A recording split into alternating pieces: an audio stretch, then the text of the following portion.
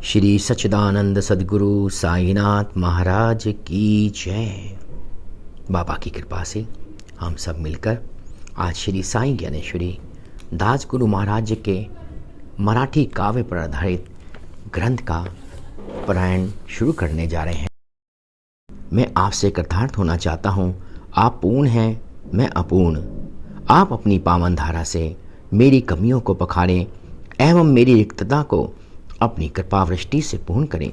मैं ग्रंथबद्ध होकर अपने को आपके श्री चरणों में समर्पित करता हूँ। ये ग्रंथ जो आपकी ही रचना है, इसका पारायण शुभ आरंभ करता हूँ। जैसे कि हिंदू संस्कृति में रिवाज है कि सबसे पहले कोई भी शुभ कार्य करने से पहले सबसे पहले हम गणेश जी की वंदना करते हैं और उसके बाद माँ सरस्वती की और अपने गुरु की। आइए हम श्री गणेश जी की वंदना करते हुए गणेश जी को आह्वान करते हैं और कहते हैं, ओ गणपति, आप समस्त गणों के प्रथम ईश हैं। आपको सभी प्रथम देव कहते हैं, श्री गणेश कहते हैं। सभी शास्त्रों में सर्वप्रथम आपको याद करते हैं, आपकी वंदना करते हैं। आप भगवान शिव के दिव्य ललाट पर चंद्रमा की तरह विराजमान एवं सुशोभित हैं। आप मंगलकारी हैं। मैं सर्वप्रथम आपकी वंदना करता हूँ। आइए अब माँ सरस्वती की वंदना करते हुए कहते हैं, ओ माँ शारदे, आप वाणी और स्वर की देवी हैं। आप शब्दों की सृष्टि करती हैं। आपके अस्तित्व से ही मौन संसार मुखर होता है और उससे संसार का व्यवहार संचालित होता है। आप मेरे मानस में शब्दों का संचार करें ताकि ये मैं पारायण कर सकूं, भक्तिपूर्ण पारायण कर सकूं। मैं आपके चरण कमलों की वंदना करता हूं। आइए उसके बाद में अपने गुरु के चरणों में हम प्रणाम करते हुए कहते हैं, हे साईनाथ, आप इस जगत के सूत्रधार हैं। आप संपूर्ण जगत में सर्वव्याप्त हैं। आप समस्त शास्त्रों के विचार हैं। आप सभी ग्रंथों में ज्ञान के रूप में विराजमान हैं। आप अपने स्वरूप की एक झलक दिखाकर मुझे भी उपकृत करें ताकि आपके गुणों का कुछ गुणगान मैं भी कर सकूं। मैं आपके चरणों की वंदना करते हुए इस ग्रंथ का पारायण भक्ति पूर्ण करने जा रहा हूँ। ये आपकी ही रचना है। आप ही मेरी सहायता कर मुझसे ये अपना कार्य पूर्ण करवाएं। हे साईनाथ, आप नीलकंठ के समान हैं और इस कार्य के अंतराल में कहीं भी समस्याओं का हलाहल अवरोध बनकर सामने आए तो आप नीलकंठ के रूप में उस हलाहल का स्वयं उपशमन करें ताकि आपका कार्य निर्विघ्न पूर्ण हो सके। बोलिए श्री सच्चिदानंद सद्गुरु साईनाथ महाराज की जय। ओम साई राम। आज हमारा 9वां पारायण है, भगवत भक्ति का दूसरा पारायण, जिसमें अगली कथा है गंगागीर श्री साईं संवाद। एक दिन श्री साईं कुएं से पानी निकाल रहे थे। उस समय गंगागीर नाम का एक ज्ञानी संत की नज़र उन पर पड़ी। गंगागीर पारखी थे। उन्होंने शिरडी के लोगों को इकट्ठा किया और उन्हें कहा, अरे शिरडी वासियों, तुम लोग कितने बेपरवाह हो। क्या तुम्हारी आंखें इस रत्न को नहीं देखती? क्या तुम अपने गांव में रहने वाले अनमोल हीरे को नहीं परख सकते? तुम लोग कितने पागल हो। झूठे साधुओं के चक्कर में तो तुम जंगल जंगल भटकते फिरते हो और सच्चे साधु को न पहचान कर उसे उपेक्षित कर देते हो। गंगागीर ने आगे कहा, तुम्हारे सामने जलेबी एवं करंजिया जैसे स्वादिष्ट मिष्ठान रखे हुए हैं। उन्हें क्यों नहीं चखते? उन्हें खाकर तृप्त क्यों नहीं होते? इन पदार्थों के सुलभ होने के बावजूद तुम सूखी रोटी के लिए दर दर भिक्षा क्यों मांगते हो? जाह्नवी यानी गंगा का जल तुम्हारे पास है, फिर भी तुम कुएं का पानी सेवन करने का इरादा क्यों रखते हो? साधु संत रूपी गगन में श्री साईं ज्ञान के प्रखर सूर्य हैं। वे संसार के सभी पर्वतों में विशाल हिमगिरी के समान हैं। इस संसार के कोटि कोटि लोगों में वे सर्वश्रेष्ठ हैं। वर्तमान में जितने भी साधु संत हैं, उन सभी साधु संतों का विशाल श्रृंखला माला में वे सचमुच मेरु मणि के समान हैं। तुम गांव-गांव भटक कर सच्चे साधु की खोज करते फिर रहे हो। तुम्हारे गांव में जो सर्वोत्तम संत है उसे पहचानो। यदि तुम उसे नहीं पहचानते तो यह समझो कि तुम उसका अपमान कर रहे हो।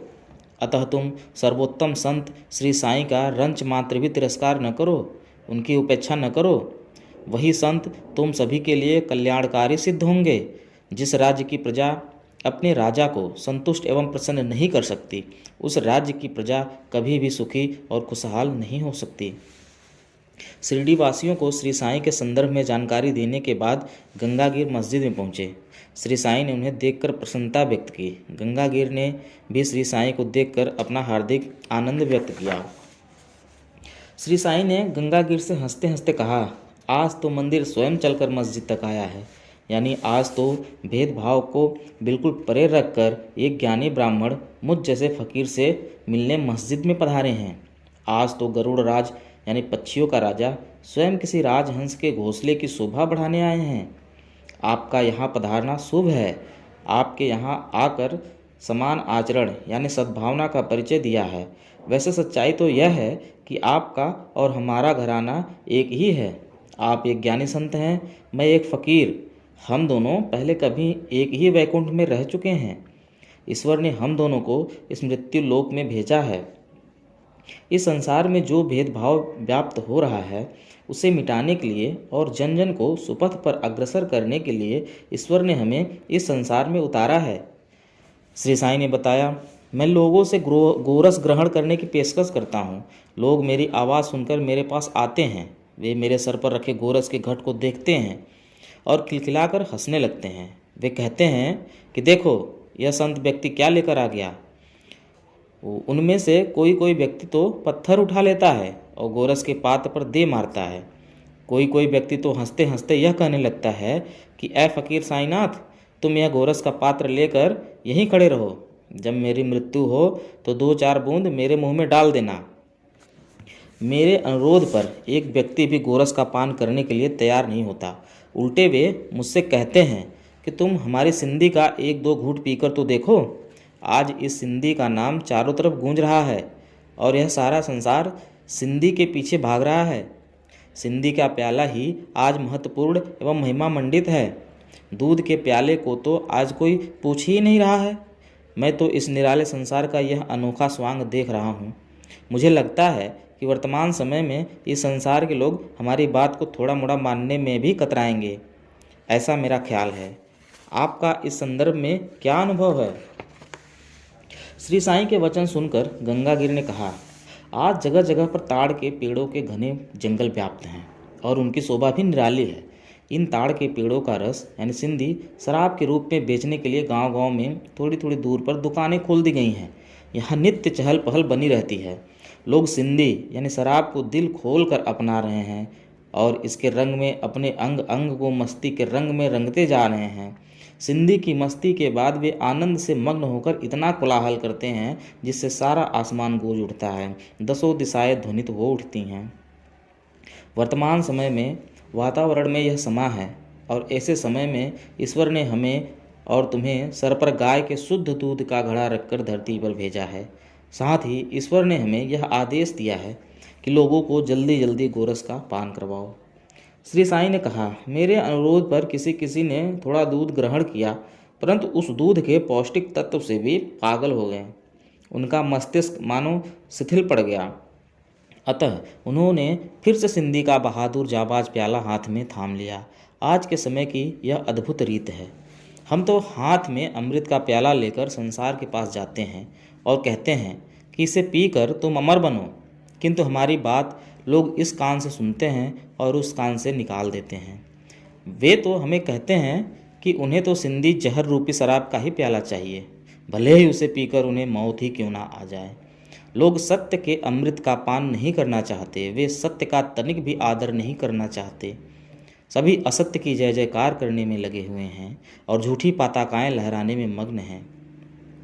गंगागीर ने कहा, मैंने भी कई बार ऐसा ही अनुभव किया है। मैंने भी कई बार लोगों को सन्मार्ग पर लाने की कोशिश की। मैंने कुछ अच्छा करने का प्रयास किया, परंतु मेरा प्रयास विफल रहा। संसार को संपूर्ण रूप से देखने के बाद मेरे जेहन में एक धारणा बनी कि गोरस को बांटने का कार्य दायित्व लेकर हम अपने आप पर व्यर्थ ही इतराते हैं, क्योंकि इसे ग्रहण करने वाला कोई नहीं। अतः मैंने अपना हृदय ही इस कार्य की ओर से दूसरी दिशा में मोड़ लिया। गंगागीर की निराशापूर्ण बाणी सुनकर श्री साईं ने उनके हाथ में अपने दोनों हाथ रखे और कहा, हे पूज्य संत, हमारा काम है संसार का भला करना, अतः हम शुद्ध मन से लोक कल्याण में लगें, पतितों का उद्धार करें। हम जानते हैं कि यह मर्त्यलोक है, यहाँ के लोग अपनी मर्जी से कार्य करते हैं, वे संत के मार्गदर्शन की अपेक्षा करते हैं। फिर भी हमें ईश्वर ने जिस कार्य के लिए भेजा है उसे हम करें। इस संसार में जिसे मरना है वह मरेगा, संसार सागर में जिसे डूबना है वह डूबेगा, यहाँ जिसे जीना है वह जिएगा। भवसागर से तरने का दृढ़ संकल्प जिसके मन में है वह भवसागर पार करेगा। सिंधी की इच्छा वाला सिंधी पिएगा, गोरस की इच्छा करने वाला को गोरस मिलेगा। ओम साई राम। अगली कड़ी में भगवत भक्ति में ही अगली कथा है वासुदेवानंद पुंडलिक श्री साईं संवाद।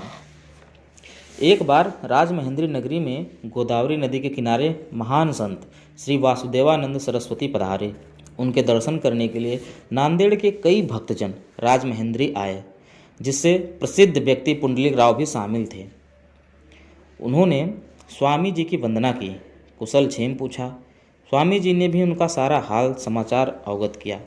परस्पर वार्तालाप के दौरान शिरडी की सहज ही चर्चा होने लगी। शिरडी का नाम सुनते ही क्षण मात्र में श्री वासुदेवानंद जी का मन आनंद से भर गया।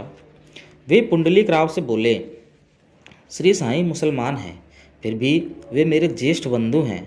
मैं जाति का ब्राह्मण हूँ, फिर भी एक मुसलमान यानी श्री साईं मेरे प्रगाढ़ रिश्ते में हैं। ऐसा पूर्वजन्मों से है। यह सत्य है कि कालातीत में भी हम दोनों संत थे। युग युग तक यह सत्य चलता रहेगा। अतः हिंदू मुसलमान में भेद करना अल्पज्ञता एवं अज्ञान है। वासुदेवानंद जी ने कहा, क्या ब्राह्मण के 3 कान होते हैं? क्या मुसलमान के 3.5 कान होते हैं? जातिगत भेद करना दोषपूर्ण है, क्योंकि दोनों के अंदर प्राण धारा एक ही है। हे पुंडलिक राव, मैं तुम्हें यह जो कह रहा हूँ यह सत्य है। इसे आश्चर्य भरी नज़र से या शंका भरी निगाह से मत देखो। श्री साईनाथ महाराज साक्षात दिव्य संत हैं और मेरे ज्येष्ठ बंधु हैं।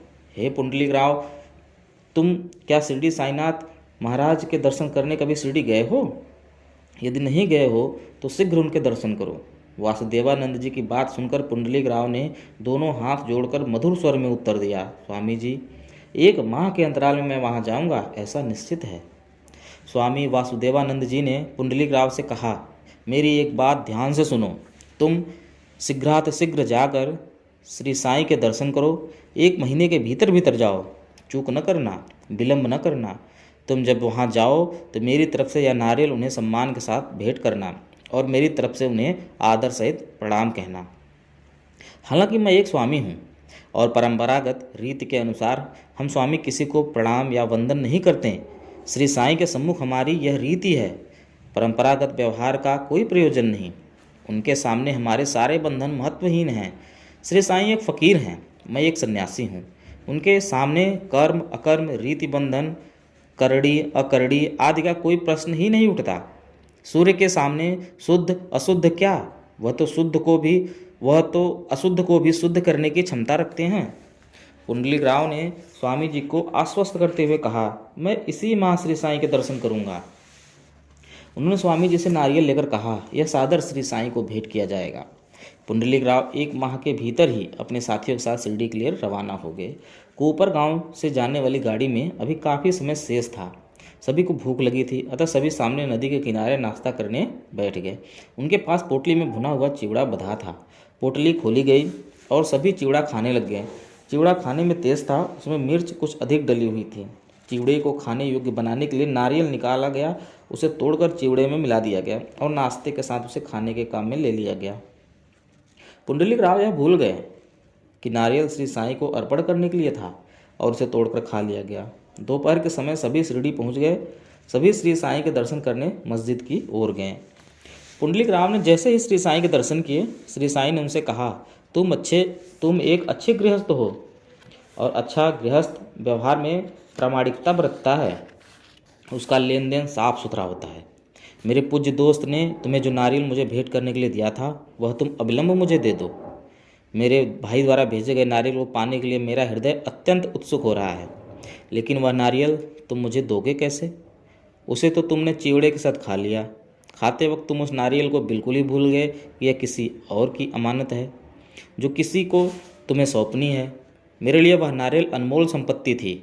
परंतु तुमने उसकी हिफाजत नहीं की। तुमने अपने दुष्ट मित्रों की कुसंगति के कारण मेरा अनमोल खजाना लुटा दिया। श्री साईं समर्थ के ऐसे वचन सुनकर पुंडलीक राव हक्के बक्के रह गए। वे श्री साईं के चरणों में झुक गए। अपने सिर पर अनायास ही दोष लग जाने के कारण वे थोड़े उत्तेजित हो गए और बिना सोचे समझे बोल पड़े, महाराज, सचमुच हम नारियल को भूल गए। हमें भूख लगी और तिक्त चिड़े को मीठा करने के लिए हमने अपनी इच्छा से नारियल तोड़कर उसमें मिला लिया। वस्तुतः यह मेरी बड़ी भूल है। आपके प्रति यह एक अपराध है। आप मुझे क्षमा करें। मैं ऐसा करता हूँ कि उस नारियल के बदले आपको दूसरा नारियल ला कर देता हूँ। पुंडलीक राव दूसरा नारियल लाने के लिए ज्यों ही उठे, साईं ने उन्हें हाथ पकड़कर वापस बिठाया और हंसकर बोले, पुंडलीक राव, दूसरा नारियल लाने की जरूरत नहीं। वासुदेवानंद जी द्वारा दिया गया नारियल अनमोल था। कोई अन्य नारियल उसकी बराबरी कभी नहीं कर सकता। गोदावरी के पवित्र जल की कीमत अनमोल है। उसकी बराबरी कभी कुएं का पानी नहीं कर सकता। अब जो भूल हो गई वो तो हो गई। तुम मेरे बच्चे हो। अब मैं अपने हृदय में किसके लिए क्रोध करूं? मेरे क्रोध करने से होगा भी क्या? टेलीग्राफ और वायरलेस से दूसरी जगह तुरंत संदेश भेजा जा सकता है। यह सचमुच आश्चर्यजनक है। परंतु एक संत ने दूसरे संत के सम्मान में नारियल दिया, इसकी तत्क्षण जानकारी श्री साईं को हो गई। यह तो उससे भी अधिक आश्चर्यजनक है। किस समय किस जगह पर क्या हो रहा है, इसकी पूर्ण जानकारी संत को तत्क्षण हो जाती है। प्राचीन काल में इस लोक में कुछ ऐसे समर्थ व्यक्ति भी थे जिनको समय, परिस्थिति और घटना का स्पष्ट ज्ञान होता था। वे इस कला को कायम रखे हुए थे और अनेक भक्त कहाँ किस हाल में हैं इसको ज्ञात करने के लिए इस कला का उपयोग करते थे। जानकारी करने के बाद वे दूर बैठे भक्तों का कल्याण करते थे। उन्हें टेलीग्राफ या वायरलेस की कोई आवश्यकता नहीं थी। वे अपने पेट की भूख मिटाने के लिए माधुकरी पर आश्रित होते और भोजन के 2 ग्रास जुटाने के लिए घर घर जाकर भिक्षा मांगते। उनके पास न तो पैसा रहता था, न वे मन में पैसे की लालसा रखते थे। ऐसे अकिंचन ही दिव्य शक्तियों से संपन्न होते हैं, सत्य की साक्षात प्रतिमूर्ति होते हैं। श्री सद्गुरु साईनाथ अर्पणमस्तु। शुभम भवतु। ओम साई राम।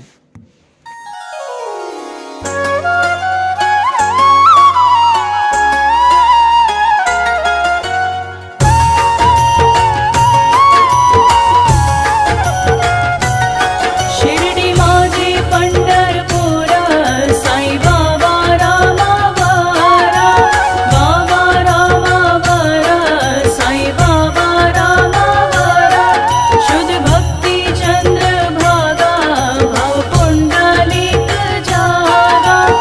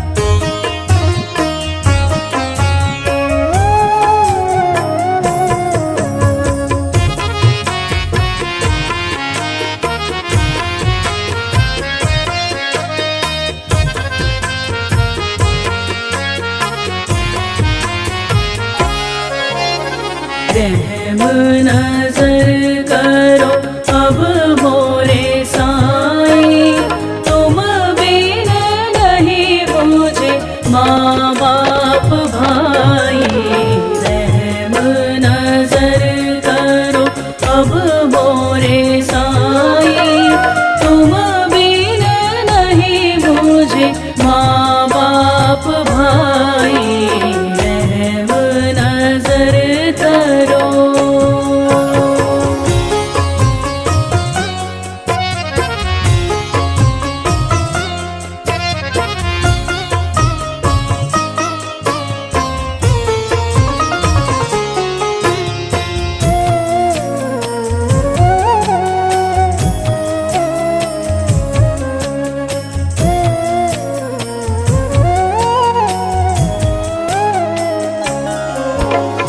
मैं अंधा हूँ बंदा तुम्हारा, मैं अंधा हूँ बंदा तुम्हारा, मैं अंधा हूँ बंदा तुम्हारा।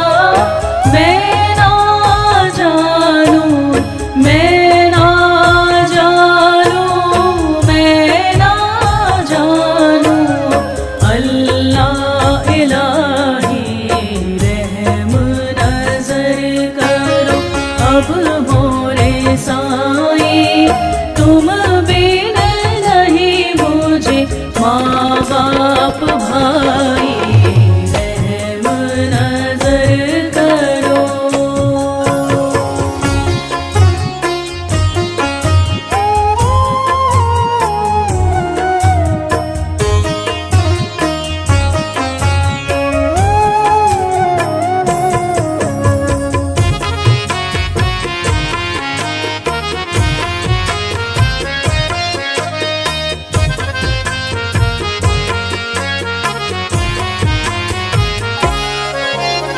खाली ज़माना मैंने गवाया, खाली ज़माना मैंने गवाया, खाली ज़माना मैंने गवाया।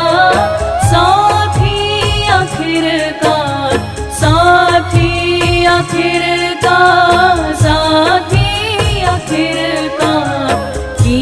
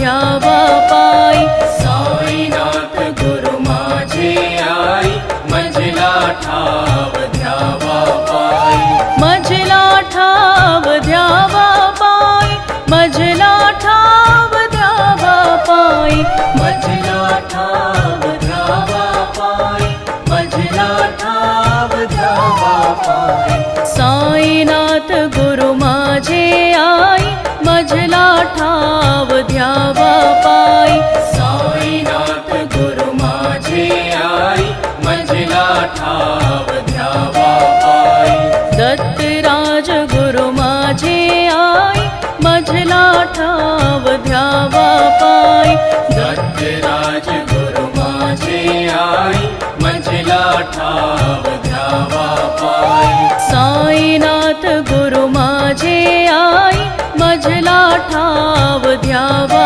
पाई साईनाथ गुरु माझे आई मंजिला ठाव ध्यावा पाई मझला ठाव ध्यावा पाई मझला ठाव ध्यावा पाई मंजिला ठाव ध्यावा पाई मंजिला ठाव ध्यावा पाई साईनाथ गुरु माझे आई मझला ठाव ध्यावा पाई साईनाथ गुरु माझे आई मंजिला ठाव ध्यावा पाई दत्तराज गुरु माझे आई मझला ठाव ध्यावा पाई दत्तराज गुरु माझे आई मंजिला ठाव ध्यावा पाई साईनाथ गुरु माझे आई मझला ठाव ध्यावा पाई